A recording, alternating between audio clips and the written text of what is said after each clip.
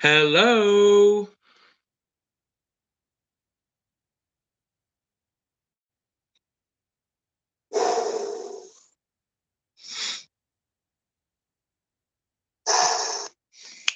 Howdy, howdy, howdy, my lovelies. How are we all doing today? Oh, hold on, I'm going to turn on my...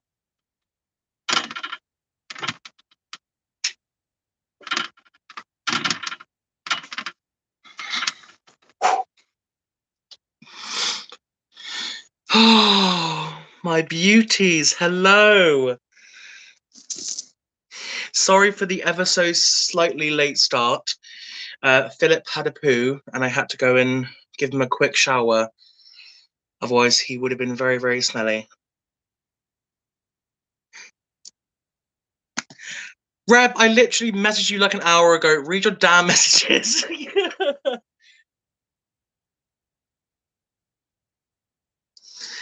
Hello, hello, Jacqueline.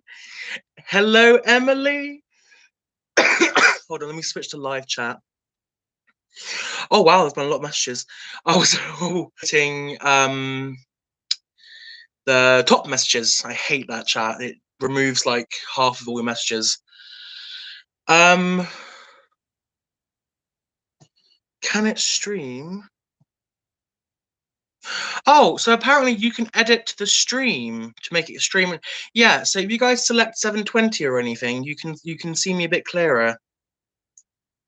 Apparently, anyway. 720 or anything, you can see me a bit clearer. Oh, not sure how I feel about that feedback. Is the internet sure for anyone else? It's probably my internet, Pam. It's not grand. Tell you what, just for you guys, I will switch to. How is that? How is that? How is that? Oh Jesus, that feedback was just not okay. Hey, fantastic! That makes me happy. I like being on a clearer screen. Love the fact that my very, very dead lavender is just like straight up chilling around here, which is horrible. So, how is everybody doing today? Let's do a Pam test on a 1 to 10. 1 being, I think, grand, and 10 being horrible.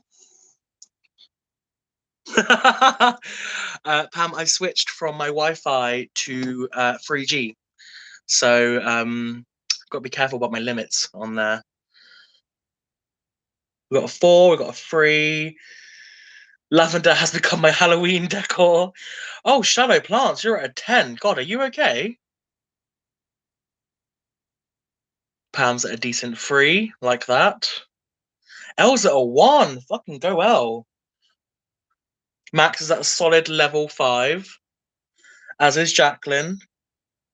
Oh, I'm so sorry to hear that, Shadow Plants. I really am. Well, take your mind off things. Here is my baby boy, Philip. If I can show you where he is on the screen. Philip is an absolute diamond. He is bad in the tank. He's got a very, very, very good feeding response. And as a result, he thinks that anything going into the tank is immediately food. But when he's out of the tank, he's a little sweetheart. Oh, apart from when he poops. But he did kind of poop as I was trying to get him out. So I think he was kind of, I think it was my fault. I was the bad guy in the situation. I was like, come on, baby. And then it was like, I'm pooping. Can you leave me alone? And I didn't quite get that too fast. And then he just sort of pooped. And I was like, oh, okay, time for a shower. And yeah, that's what me and Philip are doing for the past 10 minutes.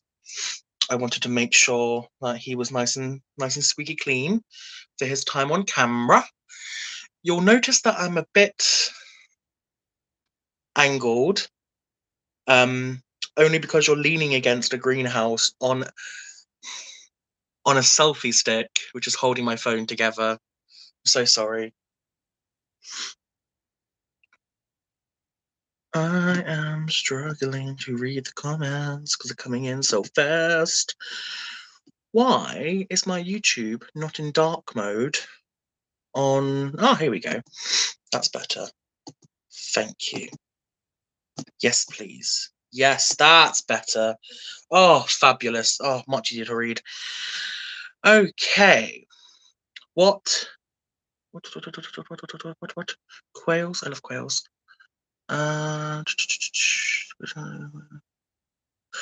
Oh. Oh, I like quails alive, not dead. I've actually kept quails. They're really lovely.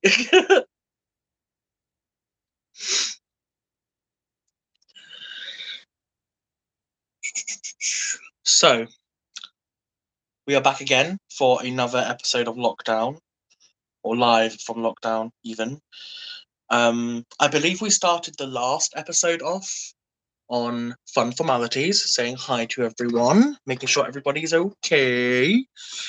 And then I believe that we opened the floor to questions, which prompted some very revealing things about myself, as well as some fun stories to relate back and forth with. So, I say we do a similar format this time as well. We can definitely start. We can talk about Philip if you want. He's got a fabulous backstory. Not particularly bad one, but he's definitely been through the ringer more than a few times. How does that sound, my lovelies?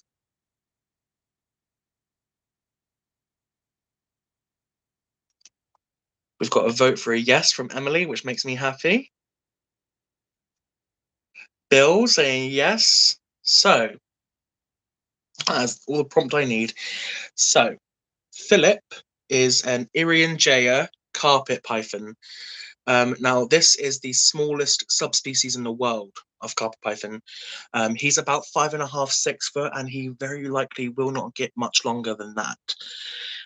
They're quite a spindly, long snake. They're arboreal, living in the trees of northern Australia. I think these are Queensland locals, and they primarily hunt birds. Hence, they're very agile. He's not very agile, but they're very sort of slender kind of look to them. They're incredibly good at gripping onto pretty much anything. But awesome times. So his little backstory is quite simple. I was given him by a friend. She had been sold him on a classified listing here in the UK. We use like Pre-Loved and Gumtree. Lately, Facebook Marketplace. This was before Facebook Marketplace even existed. So it was like a Gumtree buy, and they sold him to her as a corn snake. There's a couple differences between a carpet python and a corn snake, I would say. One being they're in two totally different families of snakes. Obviously, corn snakes are colubrid, and these guys are constrictors. But so, and also, he didn't kind of explain to her that carpet pythons or corn snakes have very active feeding responses, and they don't tend to make really they're not very good first time snakes. You can read a lot of what they do as aggression, and it's not. They're actually incredibly docile if you get to understand them. But she was having some problems with him. Obviously, she was trying to treat him like a corn snake, keeping him very dry on like beech and aspen chips, which they're not a fan of. And she was like, I'm doing everything wrong here. What's going on? Show me a photo, because I was listening to it, and she was like, yeah, he like loves to climb and sit in like coils on top of things. And I was like, that doesn't sound like a doesn't sound like a corn snake to me. And I was like, can I see a photo of him? And she went, yeah, I've got a photo right here. My boyfriend put him in the tank. And I was like, honey, that's a carpet python. And it was that point she was like, oh, will you take him from me? I was like, yeah, that's fine. He's lovely. So they brought him round in a little shoebox, some of his substrate, and poured him in the tank. They warned me that he was a bit bitey, but that wasn't really the case. He has a fantastic feeding response, and I mean fantastic feeding response. He will never miss a meal, which is, really, really good. But that's not where Philip's troubles end at all. So I used to have him in a wooden vivarium with a light inside with a light guard, and the light was 100 watts on a thermostat, just so that the tank would not ever get above, say, I think it was set to never getting above like 36 degrees Celsius, the hot spot, which is where the probe was, meaning that there was a gradient from like 36 down to kind of like the 27s, 25 for the cooler end. And then nighttime, it automatically went down to like, I think 30 for the hot end, and then 22 to 24 for the cool end. That worked for like a good year and a half. He did really well in there.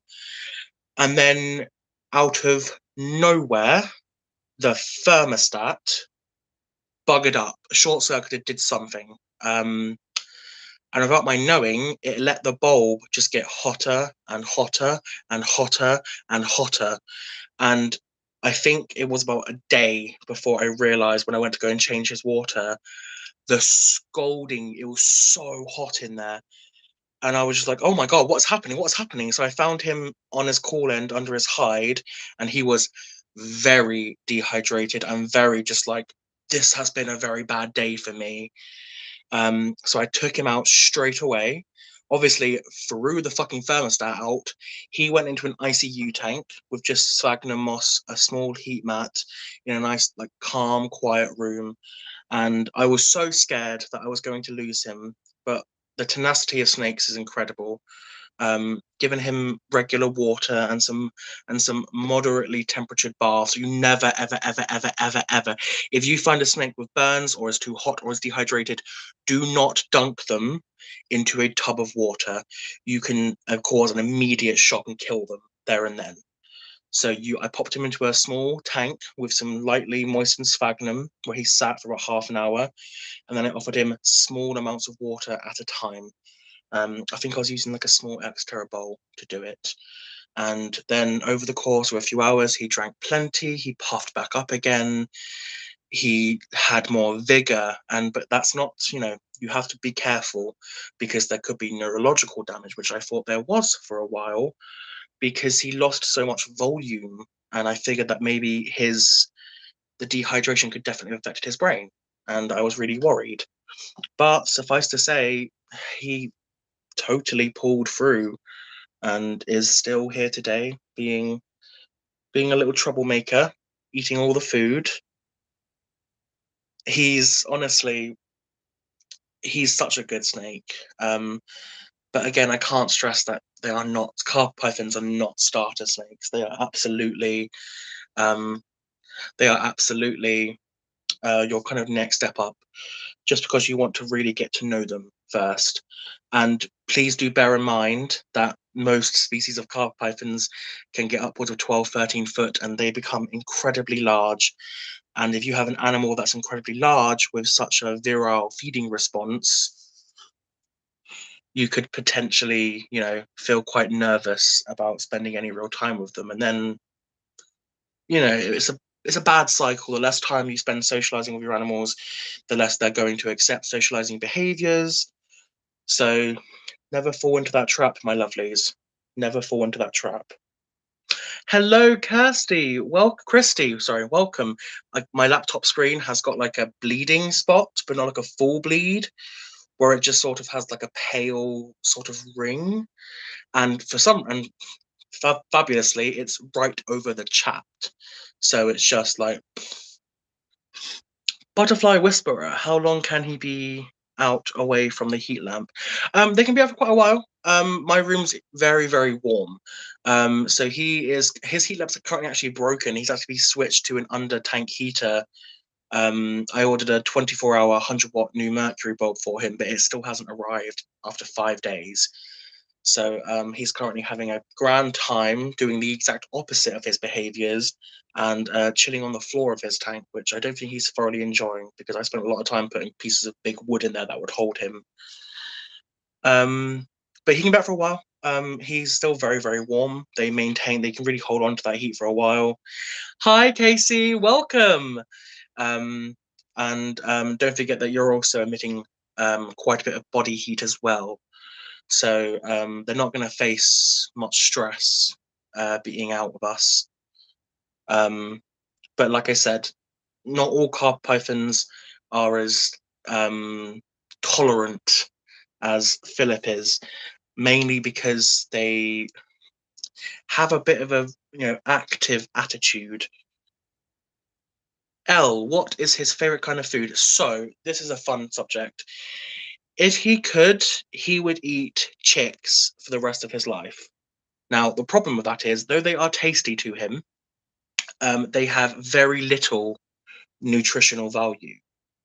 And you want to make sure that he's getting a nice bump of nutrients with each meal. So what I do is I alternate. 1 week I'll give him 2 chicks at once, or one after the other, not like at once. And then next week I'll give him a rat wiener, just so that he has the kind of balance of a good source of nutrients and protein, but keeping in mind that he will never not want to eat chips, and he's never not want to eat chicks, but he will not eat solely rats. He gets very tired of the taste. So I have to. Oh, they're dead. They're dead. They're frozen. They're not alive. That doesn't happen here in the UK. It's actually illegal to do so. Yeah, rat wiener. Wieners are like so I feed a lot of my snakes. They're currently on medium and large wieners, and they're like 8 to 12 week olds. So they're really, they're not quite large adult rats, but they're not far off either.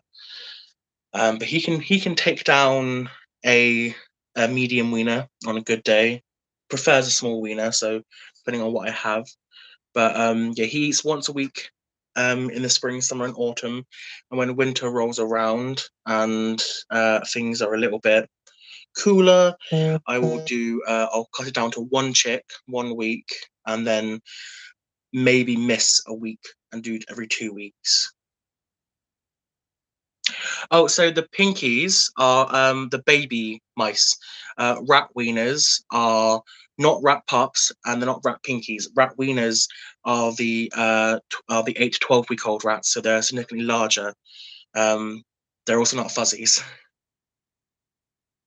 but these are all pre-killed. They're all frozen. They're all bred in laboratory standards here.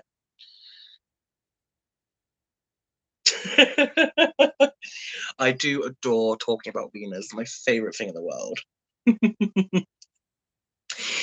So, if we have any departing words for Philip, I'm going to pop him away because I think he might need to poop again, and I don't want him to poop on me.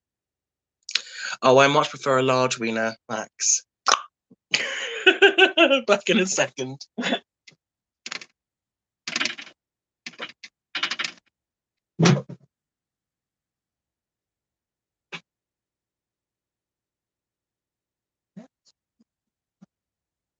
Yes, you did.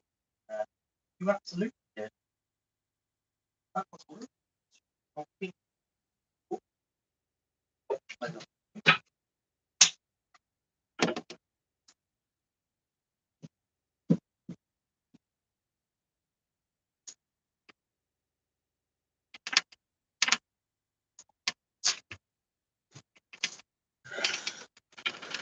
Hello, my loves.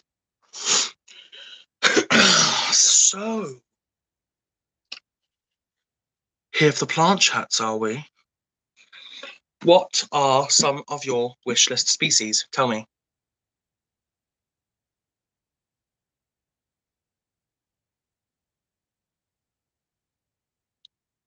There is absolutely nothing wrong with a good wiener. You can quote me on that. I would like to say I don't discriminate, but I will say this. Some wieners do just hit different, you know? Right, the philodendron strawberry shake. So I saw that a little bit about 2 years ago when I was shopping around for my pink prince. About a year after I was shopping for more pink princesses. Um, they seem to me like a cross between the Pink Princess and the White Wizard hybridized again. That's my opinion. I don't know if that's true or not, but that's my kind of theory on the hybridization to create them. At this point, I've got the Pink Princess. Now I've got a couple Pink Princesses. And because they were my first rare plant, they just they mean too much to me. And I don't think I could ever replace them. Um, Euphorbia platyclada. Yeah, I've got one. I got one a couple of weeks ago. It's would you like me to show you Forte birds?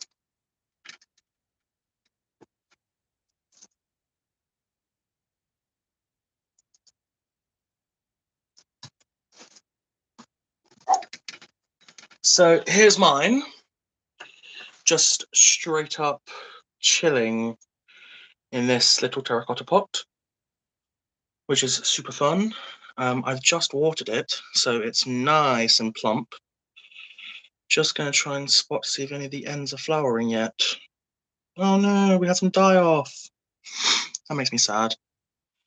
No, that's okay. It was sent in the post, and when it gets really happy, it becomes more red than grey, which I love. They are a little bit hard to find. They definitely require a bit of searching. Um, I found mine from a succulent supplier who was a bit on the strange. He always grows the strangest plants. And I was lucky, and he had just one for sale, and it was bidding. And I guess he hasn't really been discovered yet here in the UK. So whenever I'm kind of on his stuff, there's never much competition. So I ended up getting this lovely little plant for, I think, £2, maybe three. It wasn't bad, considering I was seeing folks selling like a single stem cutting in a pot for upwards of like £10, £15. I was like, fabulous. I'm happy with that. Hello, Sarah. Welcome. Lifesaver plant. Is that the Rose of Jericho, the Selaginella? The one that just comes back to life, well, blooms again when sat in water. Cheap as chips indeed.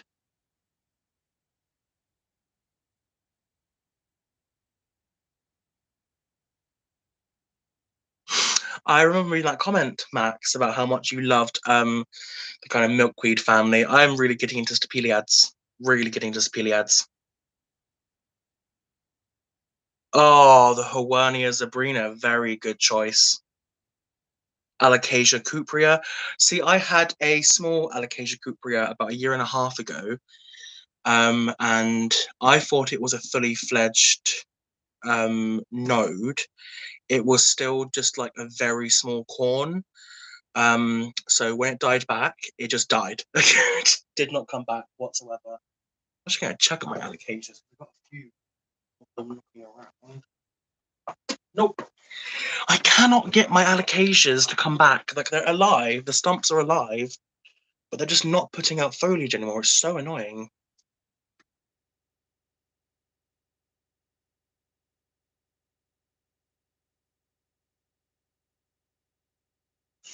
What is the lifesaver plant? Huernia sabrina.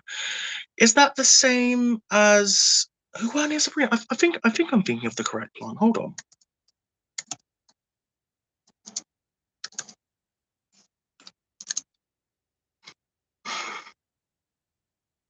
Yeah, I am thinking of the correct plant. Right, yeah, so I've got some other Stapelias. I've got some Stapelia grandiflora variegata and Orba as well. Oh, Daisy, my alocasias are in they're in prop boxes with no they're in high humidity prop boxes with lots of light and high humidity. In those boxes I grow ferns and baby philodendrons and all kinds of stuff, and they flourish. I grow baby coniferous plants in them and they flourish, but these fucking alocasias just will not come back.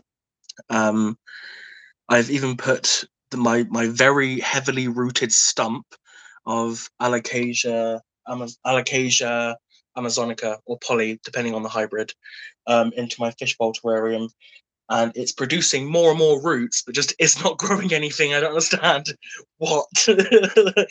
Like, what more do you want from me? It's literally growing like huge like amounts of roots for nothing. It's just not putting out any leaves, and I'm just like, why?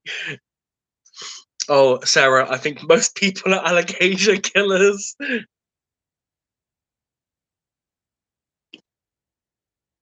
Oh no, I love the corpse flower blooms. I adore them. I can't wait for mine to bloom. I know they're gonna smell horrible, but honestly, they're so fucking cool. They look like gelatine starfish, which I'm so into. Oh, do you guys want to see something cute that I did just before my live stream started? I made a mini moss pole for my Melanochrysum. Look how cute that is! Little mini moss poles. So sweet, right? No, Bill, the corpse flower is the Aureum titan, but the Stapeliads are also called corpse flowers for their flowers because they also smell like death. But look, I've just watered down the terrarium, so it's all a bit wet in there. But I'm so happy this Milano is having a good time. Because look at the size of this new leaf compared to like this was the first leaf, and then just a couple leaves later, it just will not stop putting out growth, and it's putting out another leaf right now. But today I up potted it from here to this larger clear pot.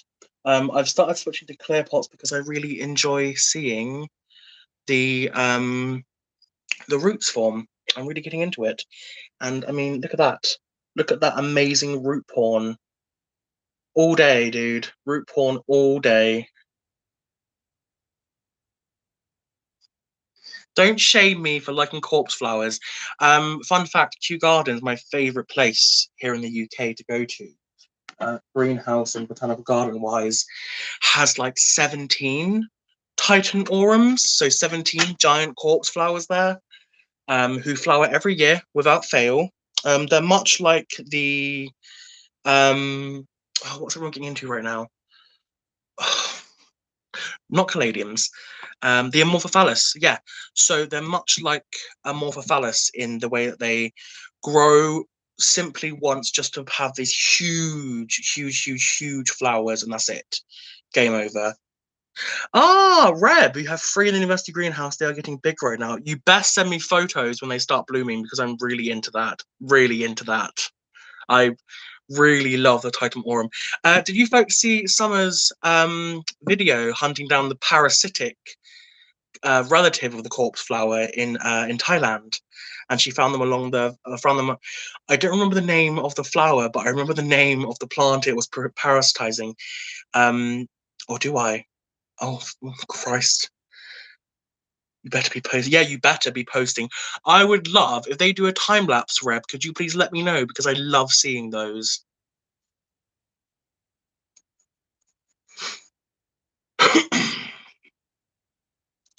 Yes, if you go back to when Summer was in Thailand, her videos before the unfortunate one where her friend passed away, she did a whole journey for a day trying to find these fantastic parasitic flowers that were like miniature but still very large. Yes, when she was in Nong Nooch, but it wasn't for sale. She was in the forest for this one. She went on a trip, an expedition, just to find this one plant.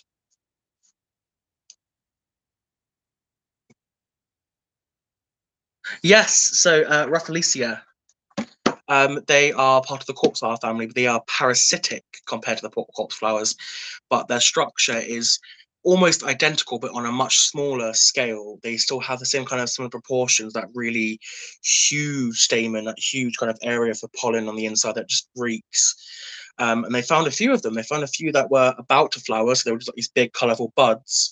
And they even found a couple that were fully already opened. Welcome, Heather. Bill, it's a very, very good watch. And I've got no shame in saying that I did have myself a little cry at the end, because that was quite an emotional video series. And I think everyone who watched it probably had a little bit of a cry at the end. Yeah, so there's exactly, they're so cool. These would be incredibly hard to cultivate in captivity, and as I'm aware, they're currently endangered, obviously because they're so hard to they really can't be cultivated ex situ. They have to be kind of conserved in situ, which is always a more difficult process in conservation. It's a lot easier to work with species that you can bring, to any multiple places around the world and cultivate them with with much easier resources than it is to sanction keeping, 10 square miles from being logged or harvested or turned into farmland.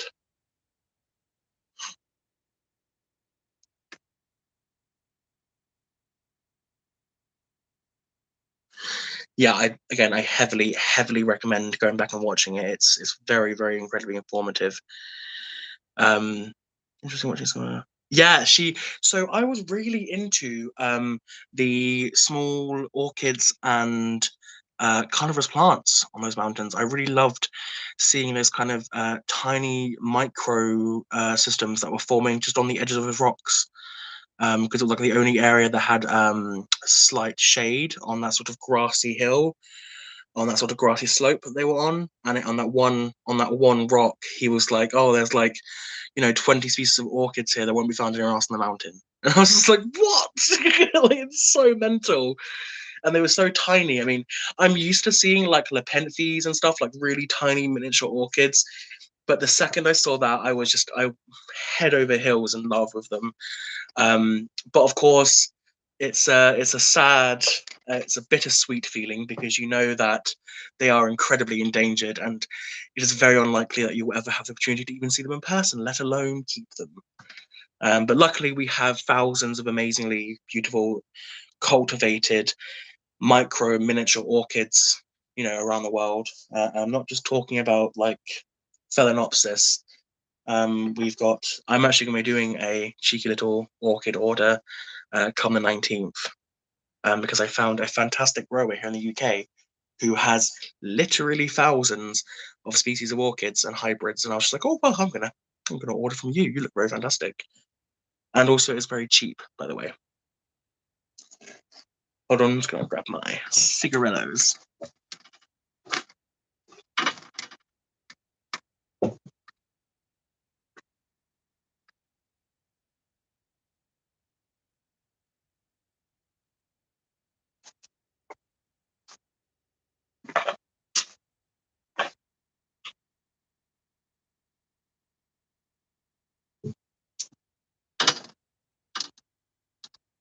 God, every time I walk,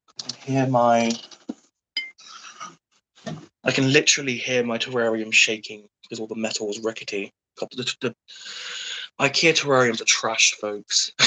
Like utter trash. Let's see, what did I miss? Night blooming orchids, my want list as well. So beautiful. This is reminding me how badly I want a Persian carpet plant. What's the species name of that? Four-toed birds. Max, you've got desert orchids.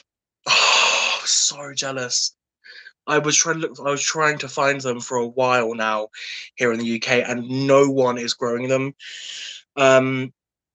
The nursery that I'm ordering from has one, but it's a mature specimen and it's like £450, which obviously, hi, not buying that. A Difficolia. I've not seen a species. I like this because my absolute favourite thing is finding new species to obsess over. A Difficolia grandis. Oh, so it's the same. Okay, so we're still on the lovely Stapeliad talk. I'm happy with that.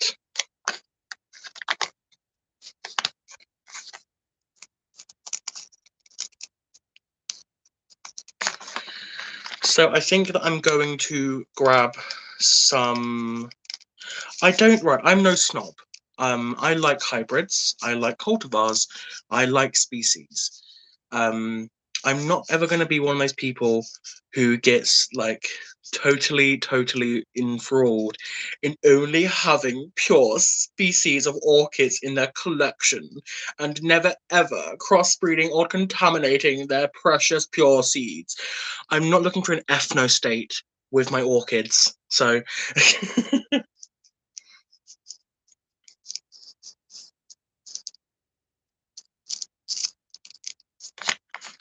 oh no, Janice, I think Max means he got it as a free extra on top. Thank you, thank you. I'm sorry, but people can dump on hybrid plants as much as they bloody well want. But the reality is, carrots, potatoes, everything you've ever eaten farm-wise, do you think those are pure species? Motherfucker, please do some research. Look into what you're eating. Because let me tell you, it ain't no fucking pure species. And I take that right to my orchids. That comes right into my orchids. I want it all over my fucking orchids. I want the hardiness of a Phalaenopsis, and I want the blooms of a fucking Cattleya. I want everything down. Yes, fucking all the fucking time. I cannot stand. Oh my god, I was talking to this guy once. Trying to sleeping with him, but what ended it for me, and this is going to sound so fucking petty, he was a horticulturalist. He worked a lot in agriculture in France and in England. He taught for a while. And we were hanging out, seemingly good time, nothing serious. And one time afterwards, we got to chatting, and I was talking about how I really like the look of variegated plants. I thought they were really beautiful, particularly natural, stable variegations. I also like the kind of thrill of unstable variegation because you get to kind of experience something like, oh my god, this could be not permanent, and you're always kind of like, ooh, should I cut it back? Ooh. To his response was, they are the basic collector's plants because they look pretty and that's it. You should aim for the species as it is. Excuse me, sir? Excuse me? Aim for the species as it is? I like the fucking species as it is, but I also like a bit of fucking white on it, bitch! And I immediately just cut that fucker out of my life. You know, large rat wiener or not, that ain't no man for me. I can't deal with purists. It annoys me so much. It's like folks, I've seen this a lot because don't forget, we are experiencing a huge kind of renaissance of home horticulture the past decade. Much like in the 70s, people are falling in love, like mentally in love with plants. As the world kind of speeds up and becomes more concrete and more urban, we find this desperate need for nature, and this is the quickest way to kind of fill it. So what I hate is talking to people who have been, you know, working in greenhouses, had greenhouses, have been kind of in this hobby, in this place for maybe 2 decades, I mean 3 decades, maybe before I was born, maybe before any of us were born. And then seeing them, because so many people are great in this community, so many are great, but there are always a couple who have this pompous attitude who are like, yes, well, I've been growing that Hoya for 27 years in my greenhouse. You've had it, what, 2 months? Oh. And it's just such a fucking disgusting way to act and live. Like, the whole point of this community is to bring in so many more people because it's so fucking cool and so fucking good for you. Like, what am I missing here that needs to be gate kept and sectioned away? I say we fucking compost the assholes.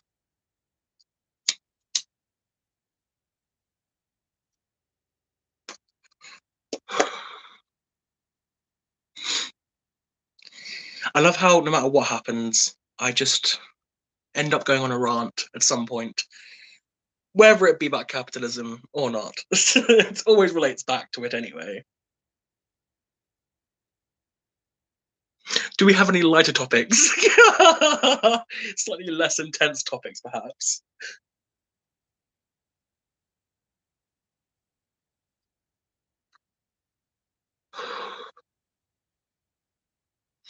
Oh, you can absolutely see bugs. What do I have nearby? Oh, wait until I finish this, though. This ain't good for me now. I've got my jewel roaches and a fruit beetle next to me. I've got some baby tarantulas next to me. I have got my giant vinegaroon, but I already handled her today because I may or may not have been filming a Meet My Pets video. I love my bugs. I've also got my ice colonies next to me too because I forgot to film them, and that makes me a bad bug dad. That I was having a great time like filming all of my bugs, and I completely forgot about my isopods, which I felt really, really bad about. They are pets, I promise. They're not just. I don't just use them. Oh, you've got an orchid mantis, Daisy. I love that species. They can be just so fucking fussy though. So they are the area for me. The area that I kind of reserve for devil's flower mantids, violin mantids, anything spindly and delicate. Now, my problem with orchid mantids is if you get that humidity wrong, they will fucking let you know, and that is not grand. And the most difficult mantis I've ever reared was Idolamantis diabolica, the devil's flower mantis. I've tried trios, pairs, seemingly had much better time with them being very young, but once they reach that kind of juvenile stage, they really just fucking drop like flies. Oh, you called it sushi. It's fucking adorable.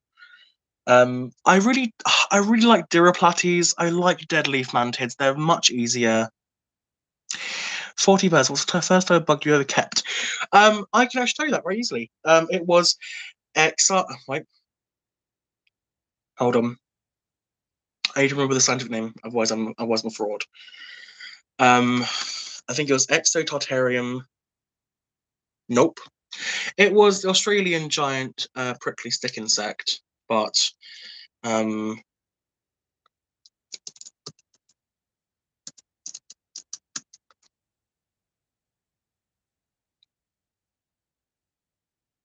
God, we're having a good time here. Why isn't that working?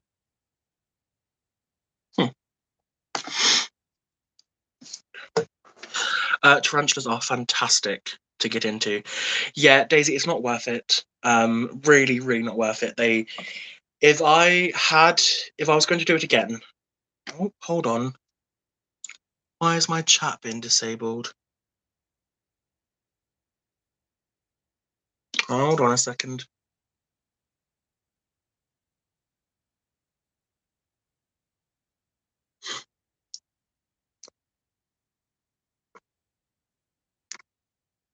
Why has my chat been disabled? Oh, that's not good. Hold on, I can't see what you guys are saying. Give me just a second.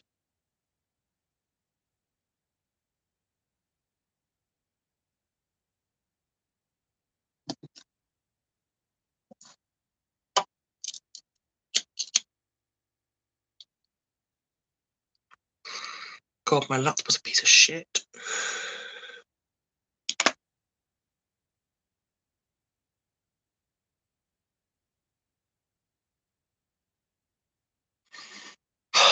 Here we go. Here we go.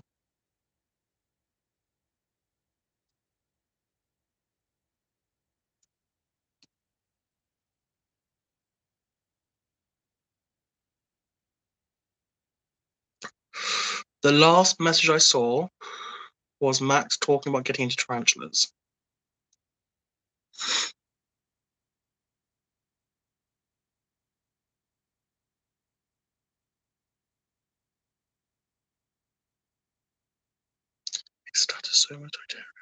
Yes.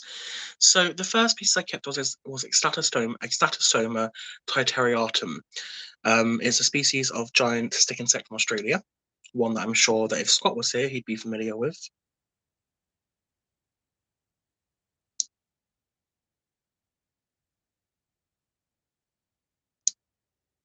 So, right, I'm back. I can see your charts.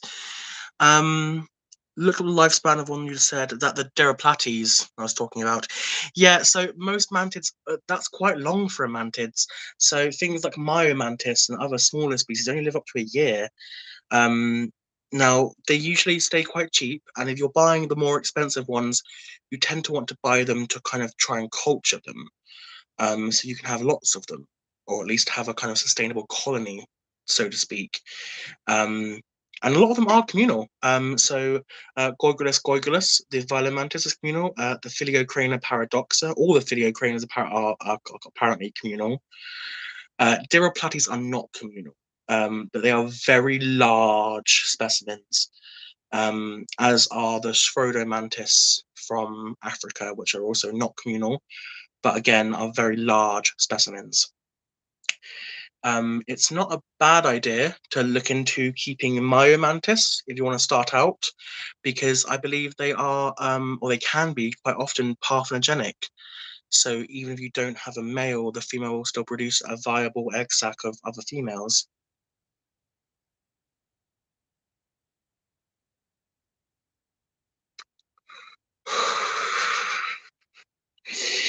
No, the mantids are actually really great. So, okay, I do something maybe not everyone does with mantids. When my bigger species reached kind of adult size, um, I don't tend to keep them in tubs anymore. I tend to just give them a plant, and as long as it's a nice big plant, they don't leave that plant. They'll eat from tongs, and they'll still drink water from it, and also they will protect it from any kind of little nasties that come along. Um, and I've done this many times. I've done it with every single Diriplates I've ever had, every single African mantis I've ever had. I've even done it with ghost mantids.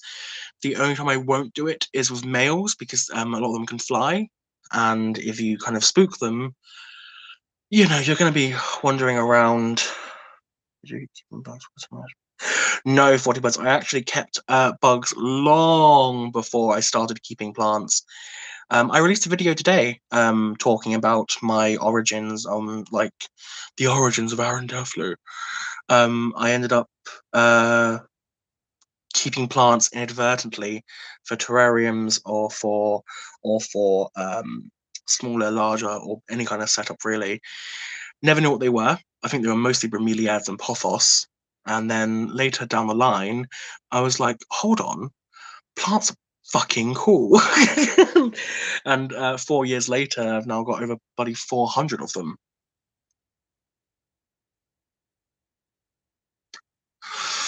Well, the males are pretty good. They'll when they are out, they tend to kind of fly towards the windows, um, and they end up kind of just sitting near a window, looking for light, thinking they're flying to a female. But the females are much lazier. They're happy to kind of just chill on a plant, accept food when it's given to them. The only time I will put them in a tub is when I'm trying to breed them.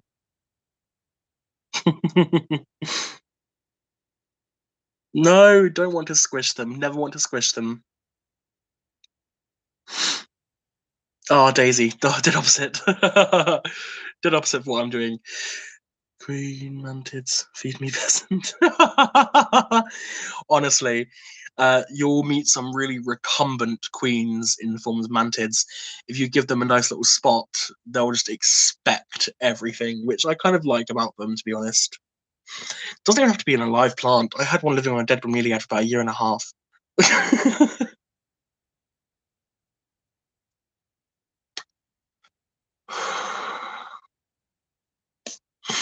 Oh, I adore orchids. I mean, they are the single biggest bloody family of plants, so I think it's Oh, so those egg sacs are fantastic integrated pest management for greenhouses. Baby mantids will pick off the smallest of prey items, and mealybugs and thrips, whitefly. They just don't stand a chance against them.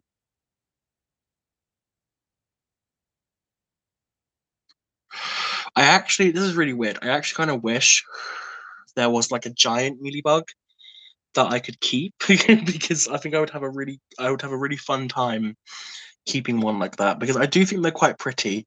They're all frilly and powdery, and I like the look of them. I just wish they weren't on my plants.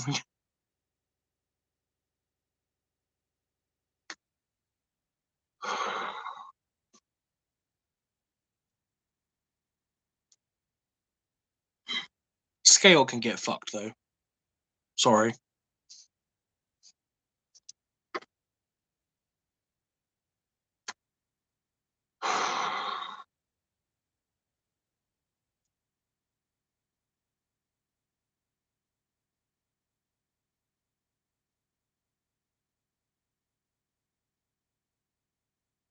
Oh, I'm slowly converting Pam into a bug lover. She is she is really into her springtails now. She likes checking on them and blowing on the terrarium to see if they're all alive and okay.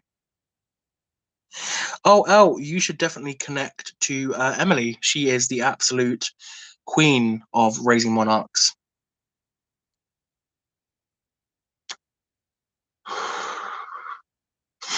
Trust me, I already have to buy ladybugs twice a year. I'd rather not take any more in, any more mealies in.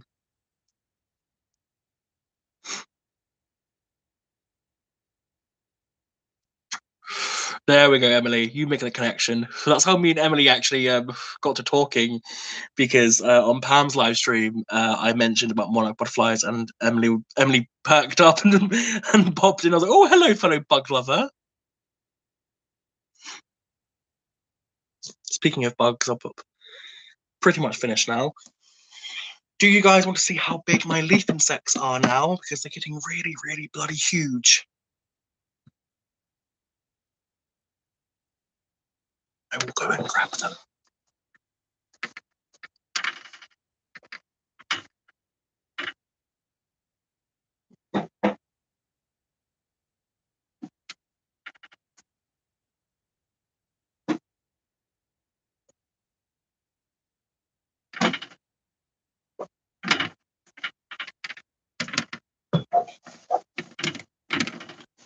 I also grabbed some other cool stuff. Put you guys down for a second. So my leaf insects are doing fabulously. Just going to try and get them to my hand because they are getting so huge.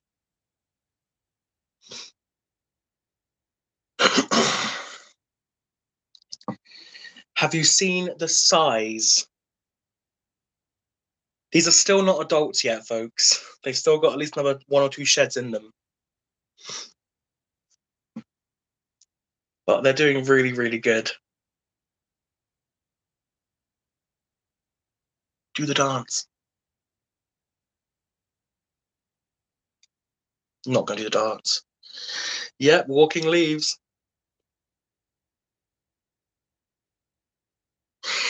Oh, I love baby axolotls. When I got my axolotl, he was already pretty big, so I didn't get a chance to kind of see them in their super adorable tiny baby form. But I love him nonetheless. He's still amazing. But these are fabulous, fabulous species to keep. Why don't you hang out there?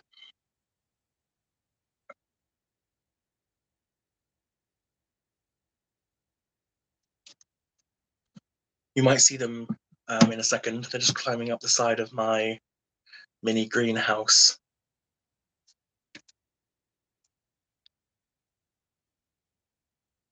Murder hornets? I don't think I've ever heard of those.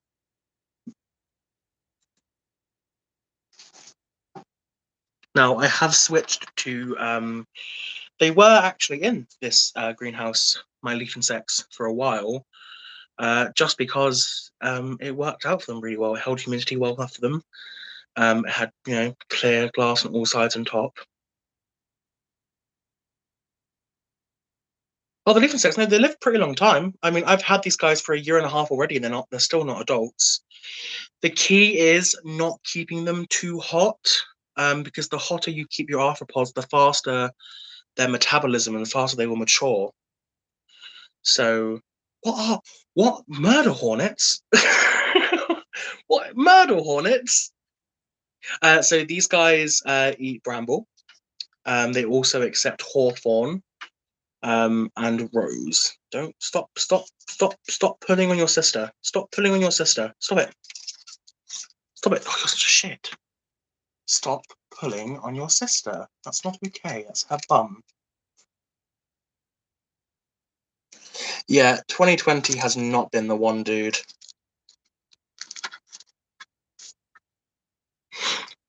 But these guys are getting big at least.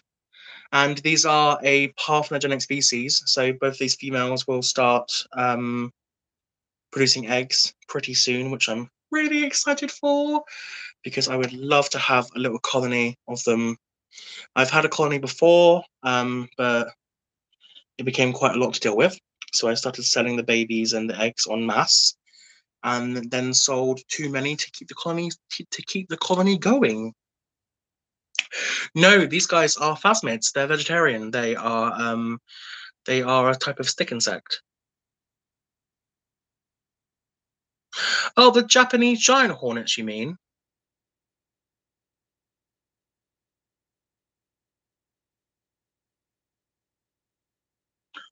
Welcome, Sydney. Welcome. Don't count their losses too soon there, Janice, because bees have a fantastic way of killing hornets. I don't know if you've seen this, but first of all, bees are incredibly clever. Um, not just for the waggle dance, which I'm sure if you're not familiar with, you should definitely Google. But also their defense against hornets is amazing. The worker bees, once they sense a hornet making its way into their hive, will dive bomb all at once, hundreds at once, and vibrate their bodies all at once in unison, cooking the hornet alive. They make a huge amount of heat super quick and cook the hornet and throw out the carcass. They're not without their defenses. Don't worry. They aren't. They will never take it lying down. Okay, now that the leaflets have chilled out here, I can show you what's in here.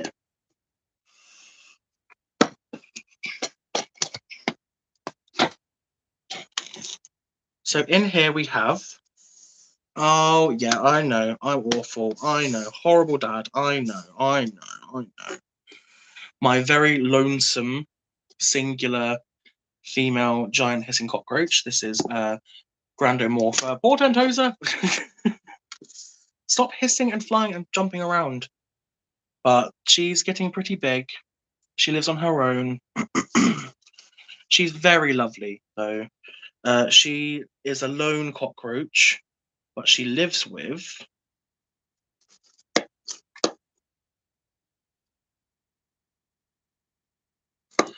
She lives with my giant millipede, as well as a whole bunch of baby orange death's head cockroaches.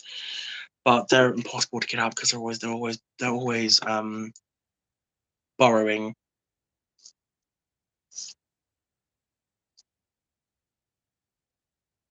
Sorry, the millipede is trying to secrete on me rather than just waking up.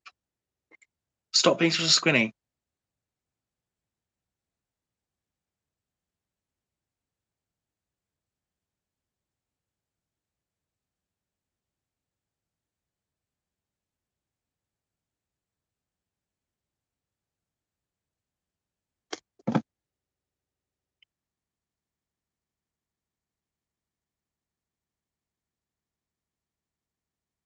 I'm not holding a turd, I promise.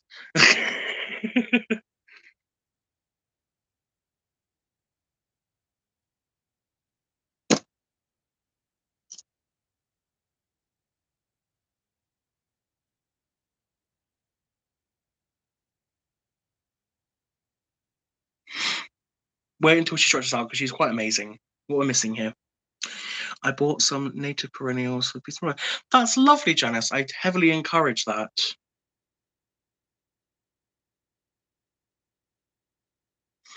She does it every single time. She needs a couple minutes to relax. She thinks I'm a meerkat trying to eat her, which I can assure you I am not.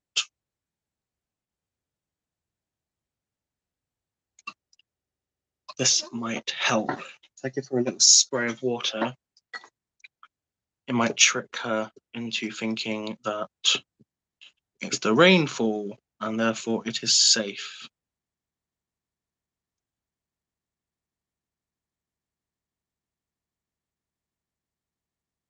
Yay, that did the trick.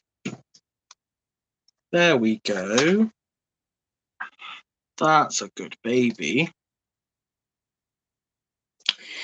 Here she is. This is my giant African black trained millipede. She's a very docile, lovely little gal.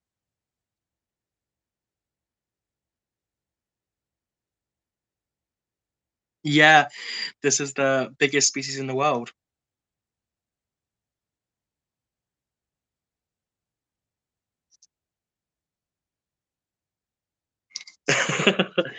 Yeah, she coils up, but she's about 22 centimeters. And she will get to be hopefully about 30 or so.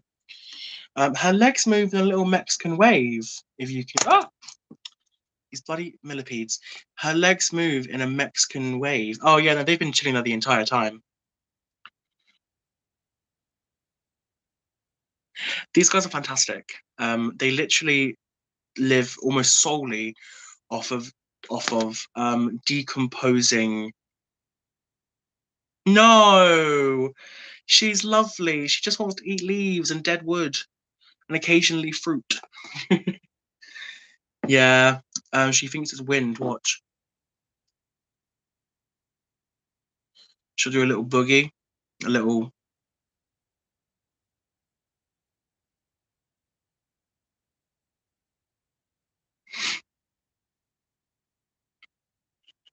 But they are really lovely animals. They're very gentle.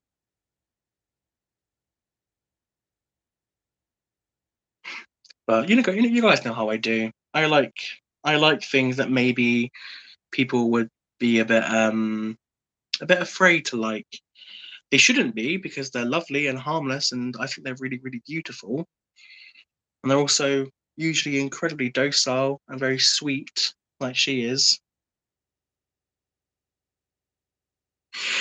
Janice, you have to be careful with putting them in planted terrariums because if they run out of their primary food source, like if their bramble dries out overnight, if you don't keep the water in the cup filled up, and they eat a poisonous plant, which they will in desperation, it can kill them. So you kind of have to be very careful with that. But the good thing is because you're replacing their food source, usually weekly, it's always a planted terrarium, but not technically planted. Yeah, I've got a lovely tail scorpion. It's a Damon medius, one of the larger species, which I really like. I used to keep Damon diademia quite a lot as well, but for some reason they've kind of just dropped off for a while. I don't know if they've not been bred anymore as much, but Damon medius seems to be the new go-to. Everyone wants them. I think because they have bigger arm diameters, even the females. But as you can see, she is, she's a long gal, but she is very, very lovely. Oh, whip scorpions are harmless, Elle. Totally harmless.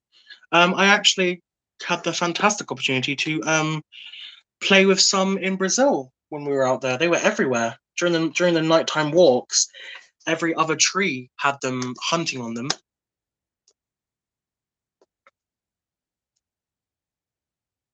So the only true scorpion I have is a Hadurus arizonensis. or the desert yellow hairy scorpion, and they are not very nice. Beautiful scorpions, but definitely not one you can handle.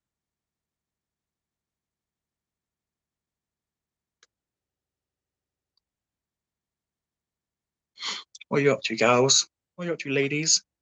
Huh? You doing good? You doing good? The other sister is lower down. She's straight up chilling. The blue ones. Do you mean the ones that I've just recently shed? Only because blue is a really hard pigment. I don't think many whip scorpions have that, or even true scorpions have that in them. But once they freshly shed, they kind of have a mottled look that reflects somewhat blue. Or do you mean under a black light? Because as you know, all true scorpions illuminate under black lights due to chemical deposits in the chitin. Some stick insects as well.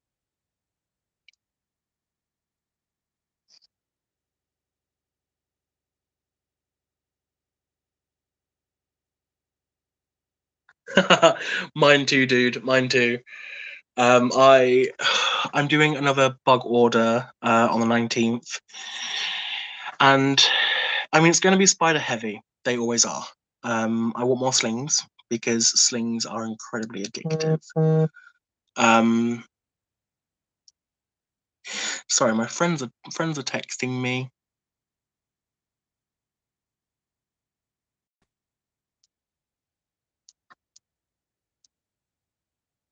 I'm on live. There we go. Where the shadows sleep. Hey Casey, shut up. Oh, that sounds cool, but I do hope it was correctly set up. I mean, depending on the scorpion. Um, blue tarantulas. So I assume you're talking about the Ceratopagus lividum. Used to be Haplopelma lividum, the cobalt blue. Um, they are incredibly aggressive, or I say defensive at least. So you have to be careful. They're definitely not a first-time tarantula. I would stick to the Tillicotals, Brachypelmas, Grammostolas for your first-time tarantulas. They're so easy and hardy and usually very well tempered. Um, if you want to kind of branch into the Avicularias or the Aviculariaceae, the whole family of pink tree spiders, Carabina versicolor, previously Avicularia versicolor, is a really beautiful species, as well as anything from the previously Avicularia family. Hold on.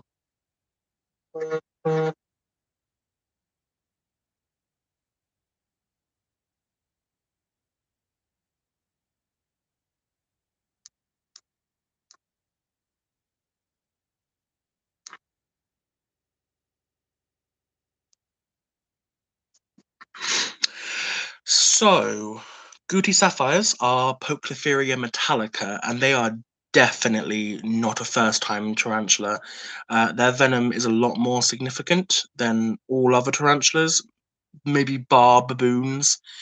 Um, they are incredibly fast and incredibly defensive, and they will not give you much warning before biting. If you were going to start keeping Poecliferia, I would start with other aggressive species, terrestrial or fossorial species first. Um, Anything in the Ceratogyris family or the Pteronoculuses. Speaking of spiders, I have a few that I pinned today. If you want to see, there is a Pteronoculus marinus and Avicularia azuriclassi. This is obviously the subject matter of my video today, because I wanted to kind of show folks what I get up to behind the scenes of when I'm not wrist deep in a pot of dirt or pruning. I spend a lot of time with my hold on hold on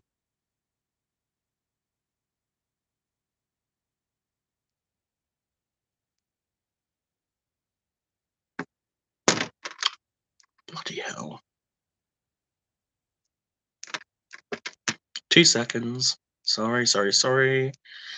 My friend is asking for a link to the live, and it's only on my phone. There we go. All done.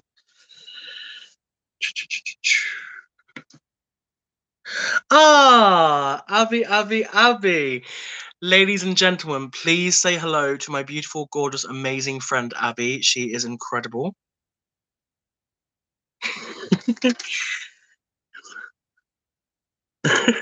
What the fuck is F9? What does that even mean? Any of the old water species, in my opinion, are very aggressive.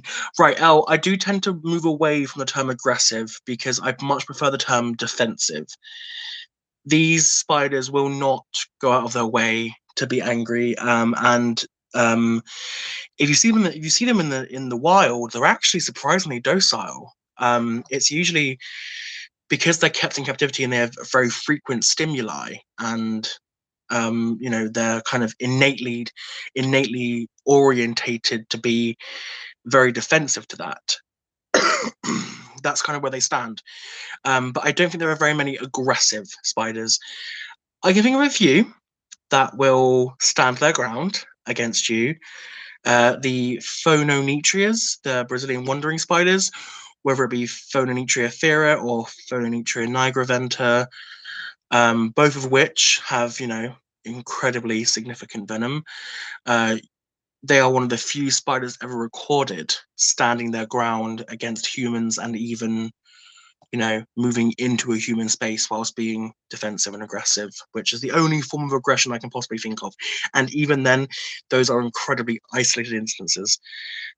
Ultimately, when keeping tarantulas, if you're keeping an aggressive species, they are very much a look but don't touch, obviously. Exactly. Spiders are just having a grand old time acting like spiders, and that's important. You don't want to piss them off too much because these are animals just like any other. They still experience stress. They still have they can still suffer from it if they get stressed out too much. And where are you going? Huh? You, Leaf insects in the 80s. Your sister is politely sitting there being a good girl, and you are just going mental. You're being mental. You're being mental. Mental. Come. Yes. Okay. Okay. Yeah, she learned her twerking from her daddy. But God, I need you to chill now. Stop bothering your sister. I'm gonna give you the fake scorpion. Ooh, scary. Oh God. Abby has me on the big screen, apparently. That's terrifying. Pam, say hello to Abby. You two would get on like an absolute house on fire.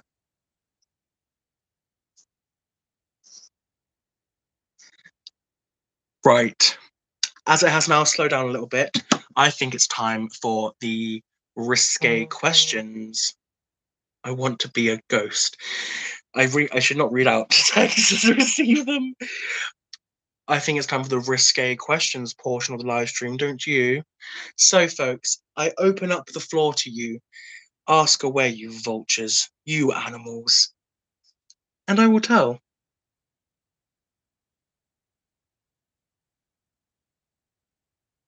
Calm now.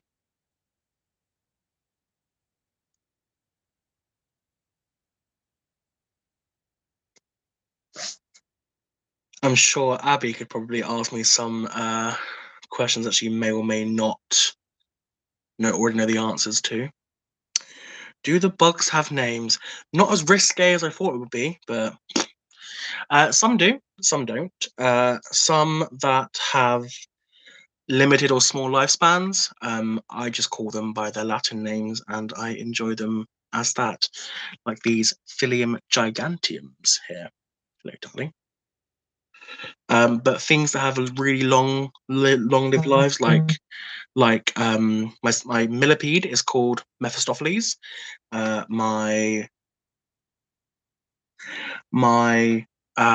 giant vinegaroon is called Thaddeus. My centipede is called Lilith. Oh, come on. Isn't there anything you're just dying to ask? And don't forget, guys, this is a non-monetized stream. We can swear, we can say whatever we want. Just no Nazis. I'll fucking kill you.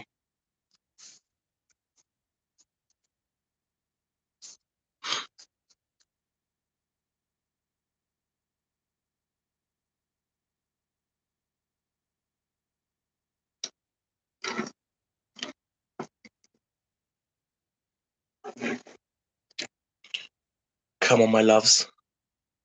Oh, fantastic question, Elle. So, would it be... We'll do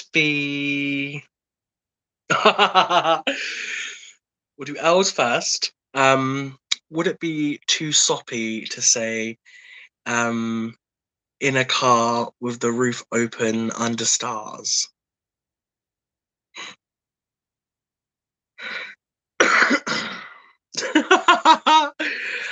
So I smoke probably about 12 to 14 times a day.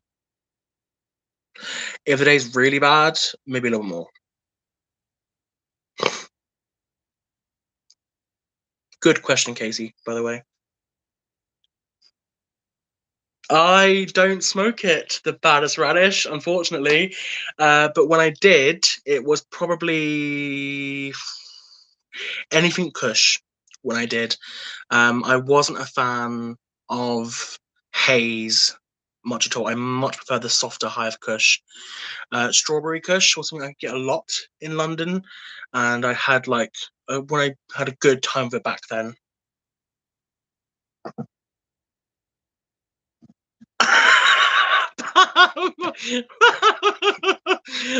I'm meant to be the dumpster slut. Which part of Jeff Bezos do we eat first? The heart, the hams? Definitely the heart. Only because I think we should get the roughest, coarsest, darkest meat out of the way first. And if we can't, no biggie, just chop him up and make him into compost.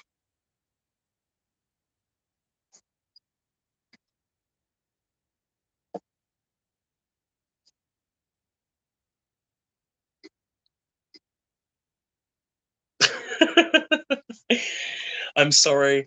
I just can't smoke it anymore, unfortunately. It just plays my mind a little too much.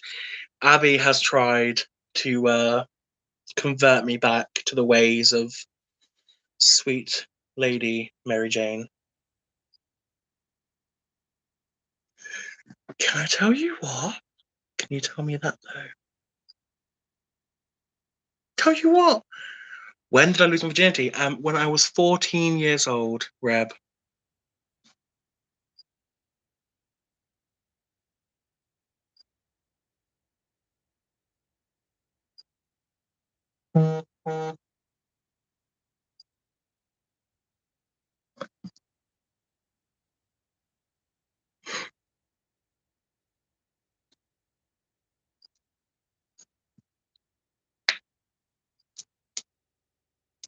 Oh no, I unfortunately cannot tell that story. That one definitely isn't okay for YouTube.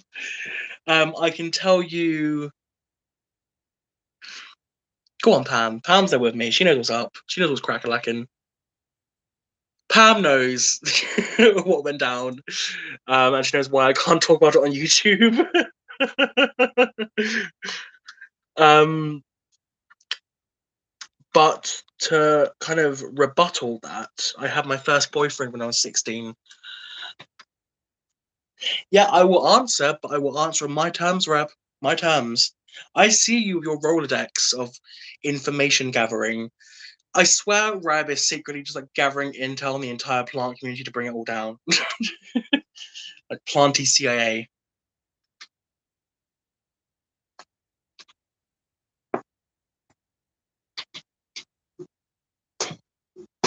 Just gonna pop the ladies back down in their tank for a bit whilst I have a ciggy.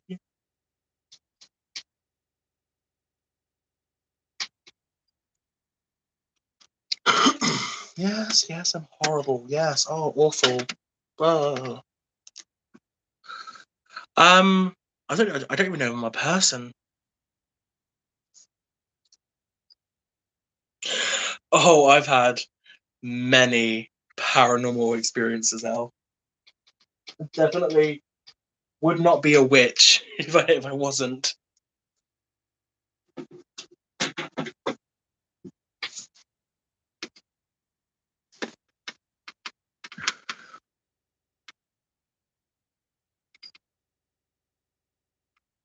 What?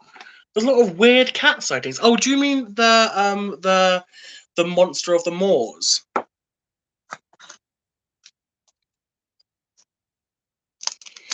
Uh, don't talk to my wife like that, Reb. She is a beacon of dignity and beauty.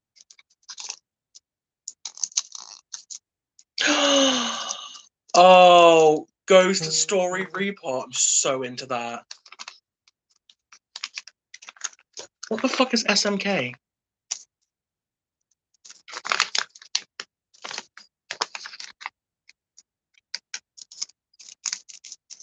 I'm having a. What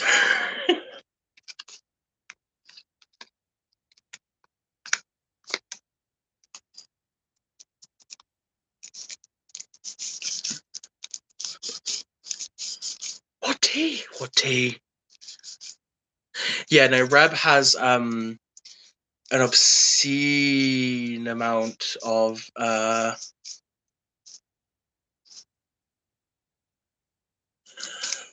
Oh, SNK? SNK, Abby. Shingeki no Kyojin. Not SMK. I was like, what the fuck is SMK? That's smoking. Redacted. I'm just playing. Ah, well, as we all know, I'm a major Attack on Titan fan. I absolutely fucking adore the storyline. I do kind of wish Ishiyama wasn't such a hardcore fascist and didn't base so many of the generals on actual Chinese and Japanese fascist dictators at times. But also, I think if you watch it, you can definitely take it on a Marxist precedent and still apply it quite vigorously and easily. But that aside, fantastic storylines, amazing animation, and beautiful amount of gore. That's what I was thinking. I was like, what the fuck is SMK? I was like, am I missing something like dangerous here? Oh, hold on. My phone's gonna die, but I prepared for this.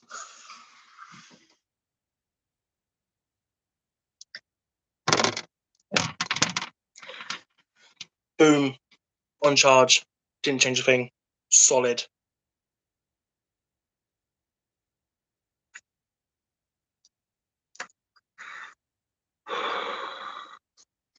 I would love to do a ghost hunting trip in the US because there are so many weird, creepy places where there are so many like sightings and crap happening. Reb's fucking vlogs, I think, should definitely be a ghost hunting segment on each one because the ones that have done that are so fucking cool. And for those who don't know, Reb works at a really old university, and some of the houses have like the security won't go in there because it's like on their own because it's bad, and that piques interest very quickly.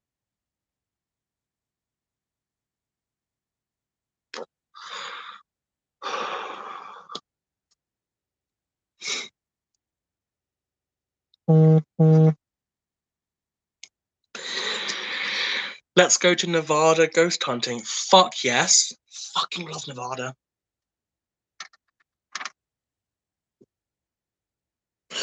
Right. So I watched that back I'm not sure. Do you not think it might have been the lag of the light hitting that angled door? It was creepy. I saw it before you said it, and I was like, that was kind of weird. And then you stopped everything and replayed it. I was like,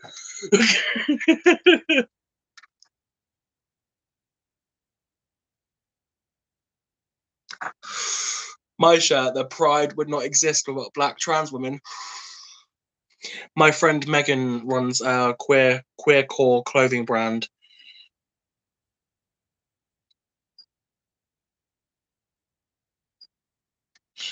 No, you're right about that. I would love you to do far, far, far, far more ghost hunting because I fucking adore it.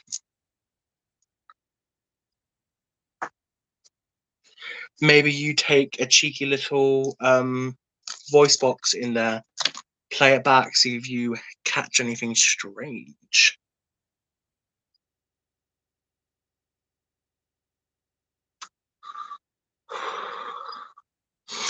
I don't have a Switch, unfortunately, so I can't play it. But the gamers will not stop talking about it, and it makes me jealous. See you later on, Christy. Thanks for coming, darling.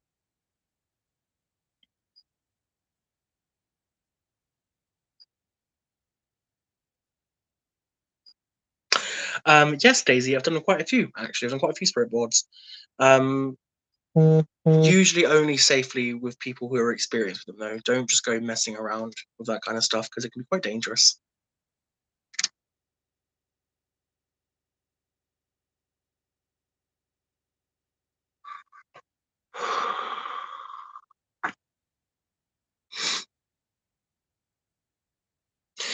How many people here have had their time on a Ouija board?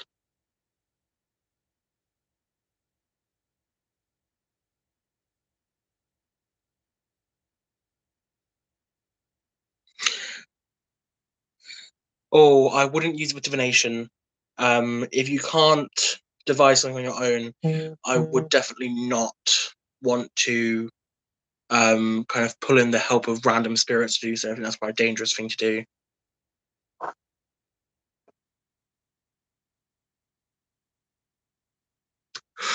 If divination is on the table, then I only ever work with it with my sisters.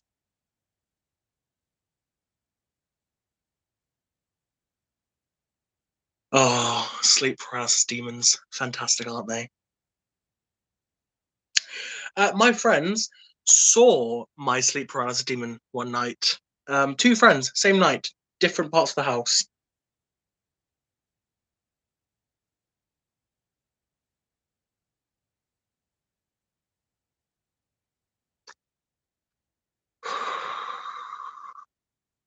It weren't pretty, it weren't nice.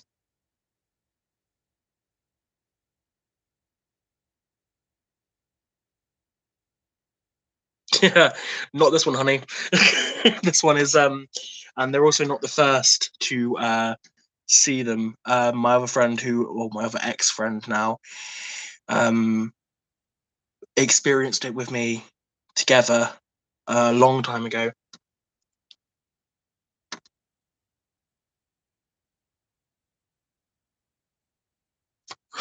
Yeah, so the more kind of energy you speak into it, the more you kind of lay the groundwork for those things to happen. I mean, it was definitely a lot more physical than most things.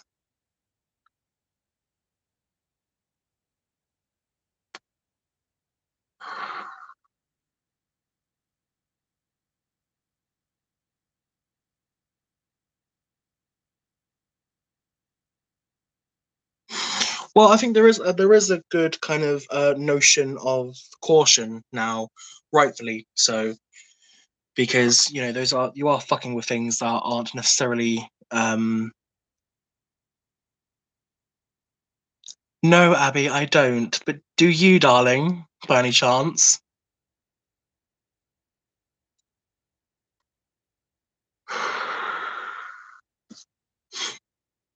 Abby loves a good Maclays. Oh, did she produce a nice amount of parthenogenetic eggs at least?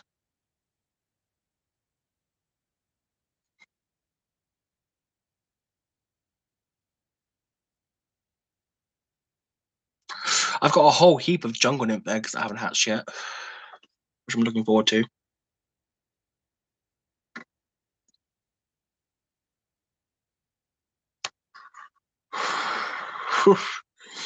I was renegade child. I was doing spirit boards and shit when I was 14.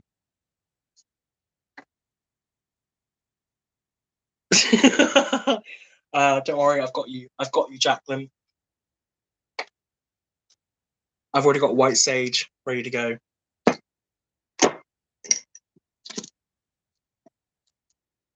Mm.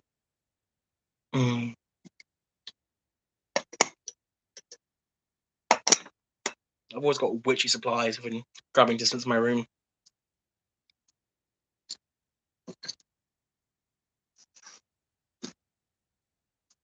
Thank you. Casey knows what's up. Casey knows what's up. You got to cleanse that bitch. I've also got sacred salts that have been blessed with my coven.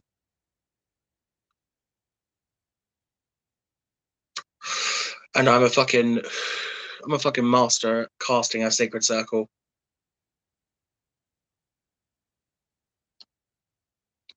God, I can recite the my witch mantra to you right now, which is Bide ye Wiccan law ye must in perfect love and perfect trust.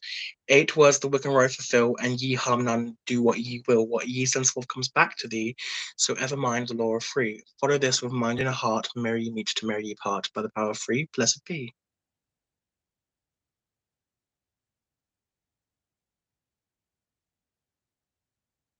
Oh, I don't like cedar. It's too rough for me. Much more a sage boy. Princess Diana. Well, I'm sure that she would love to tell about how the Queen murdered her. Hello, Amy. Welcome, my darling.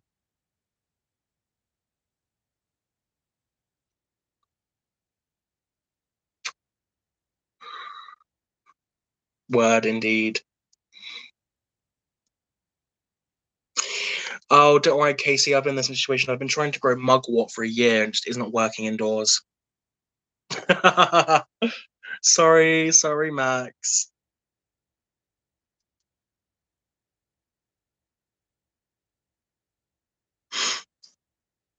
You better not. You've done so fucking well.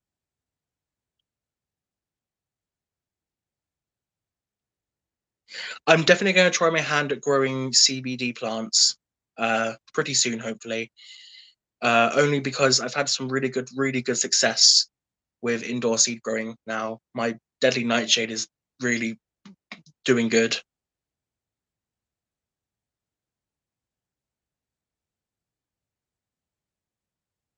I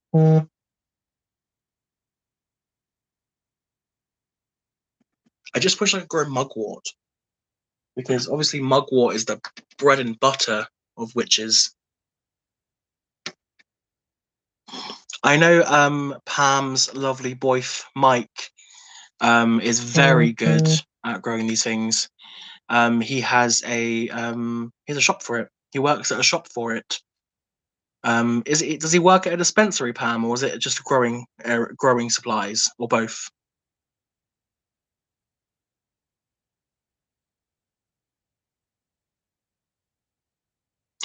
Oh, it definitely is. Yeah.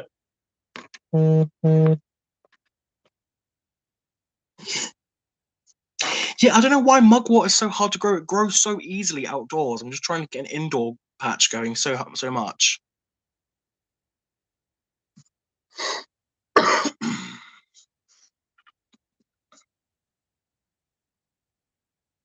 Really allergic to mugwort.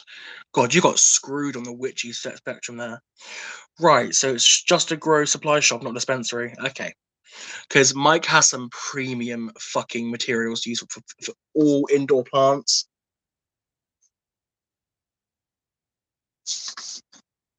Oh my god, Pam had the most incredible. Like she posted to her Instagram story about this pizza, this medicated pizza, and it looked really fucking good. And she told me how amazing it actually was, but it just fucking did her in. God, I would kill to work at such a cool place.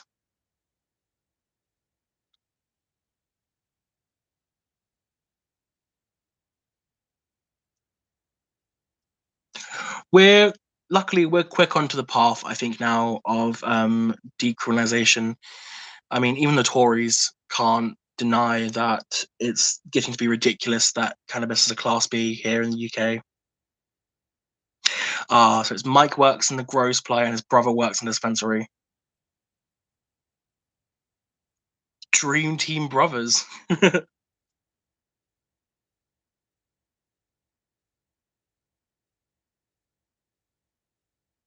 When I was a bit younger, um, I definitely dabbled in less fun things on the drug spectrum. No, why are they making it corporate? Ugh. Isn't it funny how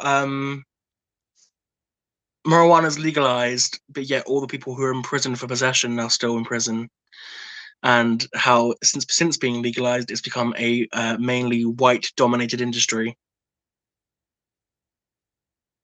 Just throwing some shade there, some light, cute, institutionalized racism shade.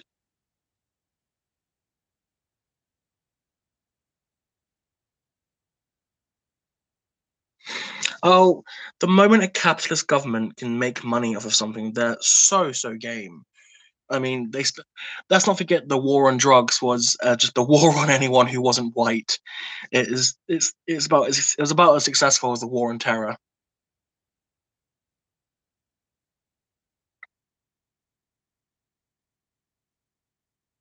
I see we've reached the Marxist portion of the live stream.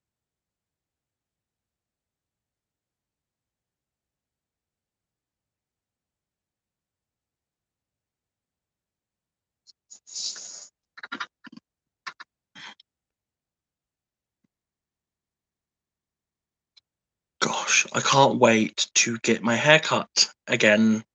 I've been trying to shave it myself, but I'm missing patch on the back.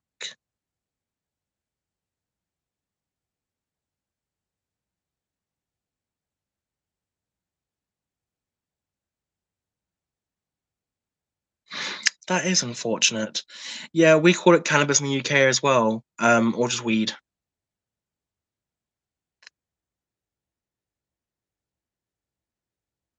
You can indeed. She is just up there, towering, putting out the most like pathetic top leaf that ever was there.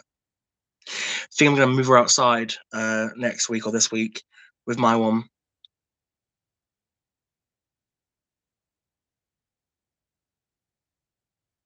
She's sitting right behind my dying lavender.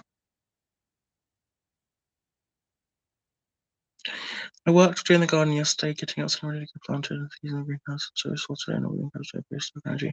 Oh, Heather, that sounds lovely. Can you move me outside too?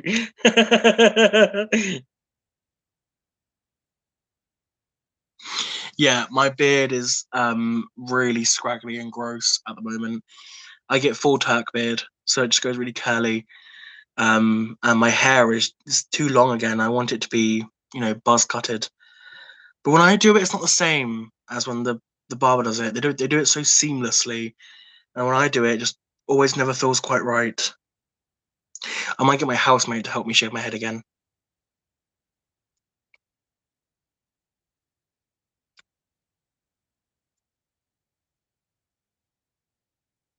How long have we been on for now? Christ, an hour and 40. I think that we may call it a night, my lovelies, as we have been here for a little while now, little cheeky while now. Um, I would like to thank each and every one of you for coming and hanging out with me and everyone else. I do adore you all very, very much.